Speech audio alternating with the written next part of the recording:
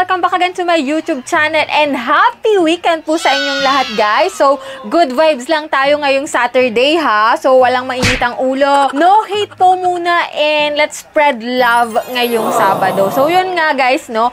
Marami ako nababasa na comment kung paano magbayad po kay Quickla. So, halos lahat ng nababasa ko, paano po magbayad kay Quickla. So, ngayon, guys, papahapyawan ko siya and ituturo ko sa inyo mamaya kung paano. Pero ngayon, guys, kung ikaw dyan ay naghahanap ng pwede mong utangan online at hindi ka pa nakakapag-decide kung anong loan application yung a-applyan mo, nako, tamang-tama tong video na to para sa'yo. Kasi dito, ang pag-uusapan natin ay si Quickla. So, na-feature ko na before si Quickla and ngayon nga, para sa mga bago dyan na wala pang idea about dito kay Quickla kung magkano yung malo-loan nila or mauutang nila bilang first timer or kahit man repeat borrower ka dito, nako, panoorin mo tong video na to. Kasi dito, sasabihin ko kung magkano at kung okay siyang utangan. So, bago tayo mag-start, guys, sa mga bago dyan sa aking YouTube channel, nako, meron po tayong pa-Gcash giveaway. So, ito naman, guys, ay hindi sa pilitan. Dito sa aking channel, linggo-linggo po, meron pong nananalo ng 5 lucky winners. Ang gagawin mo lang is magsusubscribe ka sa aking YouTube channel. Ilalike mo tong video na to at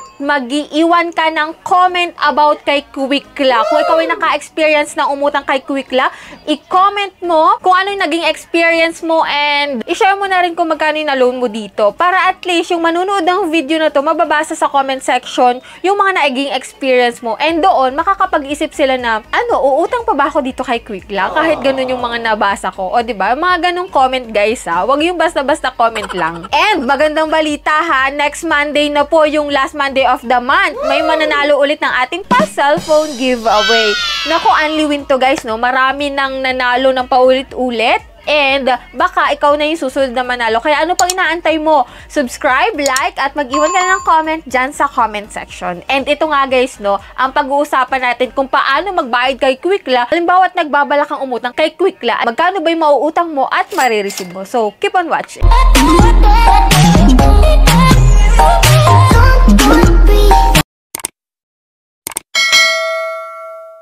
So, disclaimer, no, hindi po tayo agent or promoter ng loan application na Quickla. So, dito, guys, hindi naman porket binlag natin, pinupromote na natin. So, dito, guys, nagsishare lamang po ako ng naging experience ko pag-apply ko sa kanya, kung ano yung mga napuna ko sa application niya, and kung magkano yung pwedeng ipautang sa atin, lalo't first time tayo. Nilalagay ko dito sa vlog natin. Yan, para magkaroon kayo ng awareness and kayo na lang mag-iisip kung uutang kayo dito or hindi, no? Yan, punta na tayo dito kay Quickla. May old videos po ako kay Quickla, so panoorin nyo yun, guys, kasi dinitali ko doon yung mga step-by-step procedure ng pag-apply nyo kay Quickla. So dito, guys, papakita ko lang sa inyo yung mga loan amount or loan details, no? So si Quickla po is available sa Google Play Store, so madali mo siyang mahahanap. And ito nga, guys, no, meron ako ditong account kay Quickla and ang minimum po dito is 3,000 pesos. So makikita mo naman dito sa kanilang features. And dito, kapag wala ka pang account, syempre, maglalagin kayo using your active mobile number and click mo lang yung next. And kung makikita mo dito, guys, no, agad ako ay confirm loan na. Nandito na agad ako sa loan details. Kasi nga, may old videos na ako about kay Quickla. So, check nyo yun, guys, para malaman nyo kung ano yung mga ID na pwede dito, no? And dito nga, guys, 3,200 up to 8,000 pesos po yung pwedeng ma-loan na ng mga first timer. Dito, guys, may mga installment siya, no? Kung gusto mo 8,000, pwede kang mamili ng loan term. 2,000 in 5 terms or 5 bayaran. Ito naman, 2,410 yung babayaran mo sa 4 na terms and 3,250 sa 3 terms. So, check natin, no?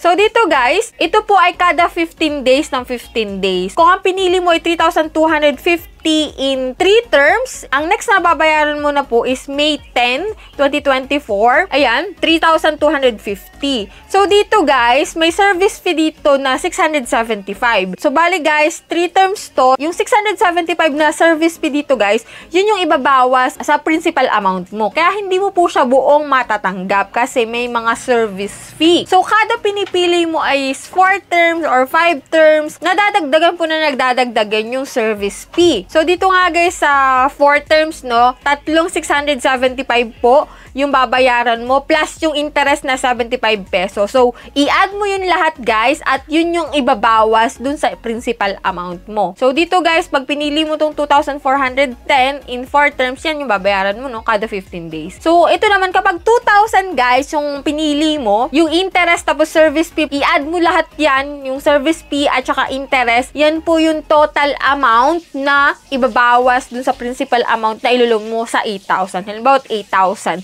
So, try nating i-add, no guys. Bali guys, yung 2,000 pesos, 5 terms yon, pero sa ika-5 term is libre na siya. Wala na siyang interest and service fee. So, bali guys, 4 lang yung kukumpitin ko dito na 75, which is yung interest, which is 300 pesos yung magiging interest nun. Tapos, itong 675 times 4, 2,700 po yung service fee. Plus yung 300 equals 3,000 pesos po yung ibabawas doon sa 8,000 na loan amount mo. Kumbaga naman, 8,000 minus 3,000, 5,000 na lang po yung pwede mong ma-receive once na ang pinili mo yung 5 terms, which is halos 2 months na siya mong babayaran, ano. So, malaki pa rin naman. Sayang din naman yung 3,000 na ibabawas doon. Pero, sa mga ganitong loan application, talaga pong malaki yung interest niyan. Huwag na po tayong umasa na liliit pa yan, no. So, pero may mga ilang loan application din naman talaga na maliit lang. So, eto nga, kay Quickla, ganito yung interest, no? 3,000, tas 5,000 na lang yung marireceive mo. So,